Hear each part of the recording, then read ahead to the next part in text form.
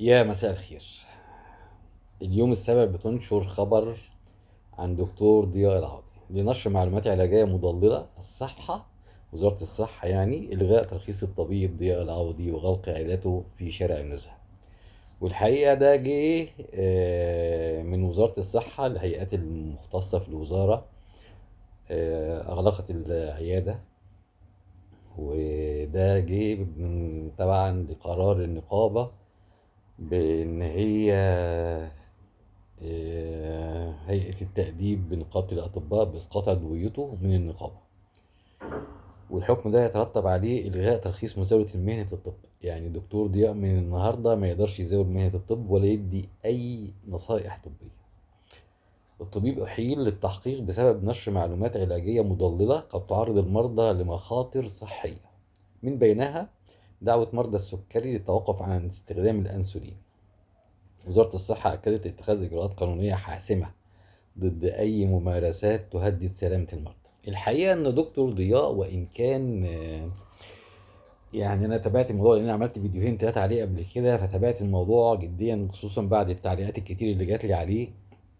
في ناس كتيرة بتشكر في إن هو بيعمل نظام كويس وإن هم تحسنوا على إيديه. والله أعلم يمكن الناس حقيقيين أو لأ، والله أعلم إذا كان فعلا كلام بجد ولا لأ. ولكن دكتور ضياء في جزء كبير من كلامه صح الحقيقة.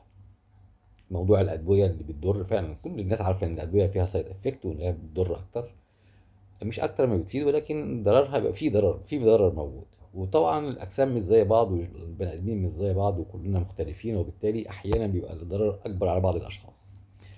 ولكن دكتور ضياء اتخذ الحقيقه طريقه ما ينفعش ان انت تتكلم في العلم او تواجه العلم بالطريقه دي.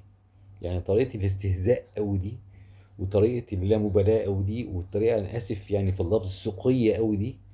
الحقيقة ما كانش تنفع إن إحنا بنتكلم بندحض في معلومات طبية وعلمية بيستخدمها ملايين الأطباء حوالين العالم، وإحنا نتكلم بهذا الاستخفاف وبهذه الطريقة. يعني حتى الناس ممكن تشك في طريقة الكلام.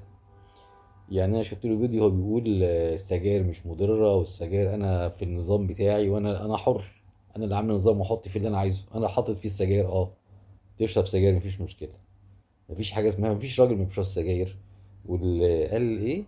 قال الدماغ اللي من غير كيف تستاهل قطع السيف. الحقيقة ده يعني كلام مش كلام علماء، ده كلام عوالم.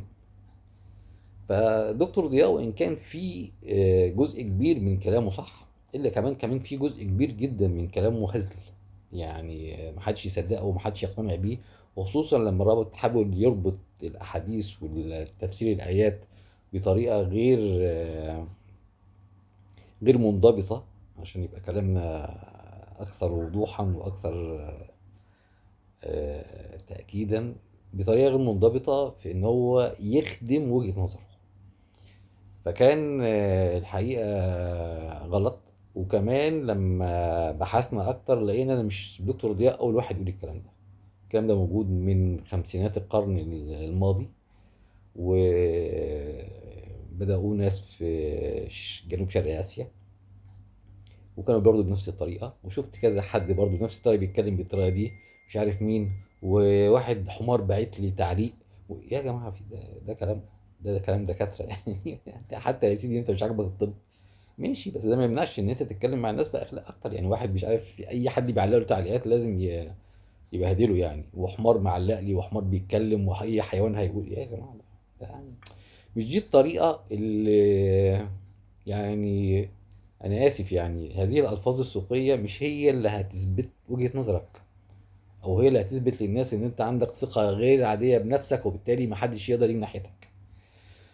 فدكتور ضياء اغلقت عيادته، والدكتور ضياء اسقطت قضيته في نقابه الاطباء، والغيت والغى تصريح مزاوله المهنه، وبالتالي اصبح غير ذو شأن طبي، ولا يستطيع أن يعطي أي وصفات طبية أو أي نصايح طبية لأي شخص ما. غير قانوني، ويحاسب قانونا إذا فعل ذلك. أرجو إن الموضوع ينتهي وإن هو يقدر يوصل لحل مع النقابة، ويقدر يقدر يمارس شغله تاني ويشوف يعني اذا هو عنده وجهة نظر تخدم الناس وتحسن من صحتهم، ويجرب ده ويشوف ويأكد النتائج، اهلا وسهلا، يا ريت. بالعكس يعني هو الراجل ده لو اثبت فعلا انه صح، يبقى احنا يا جماعه يعني بصراحه لازم نعمله تمثال. لو اثبت ان الموضوع العلاجات دي كلها ممكن نستغنى عنها، يبقى احنا لازم نعمله تمثال. وفي الحقيقه انه مجرد تنظيم غذائنا وتقليل كميه الاكل اللي بناكله وممارسه رياضه ان شاء الله 30 دقيقه مشي بس كل يوم، صدقوني اي انسان في الدنيا لو عمل ده، نظم اكله كويس واكل بطريقه اقل شويه من الكميات اللي بناكلها الكبيره دي، وعمل رياضه وان شاء الله مشي بس مشي كده منتظم 30 دقيقه كل يوم، هيوفر على الاقل 95% من اي اطباء ممكن يحتاج لهم. فالحقيقه ان برضو نمط الحياه لو اختلف شويه هيعدل كتير جدا. وانا شخصيا جربت التجربه دي، يعني انا جربت التجربه دي، قللت الاكل بطريقه كويسه وبقيت امشي كل يوم ساعه. الحقيقه الموضوع جدا يختلف.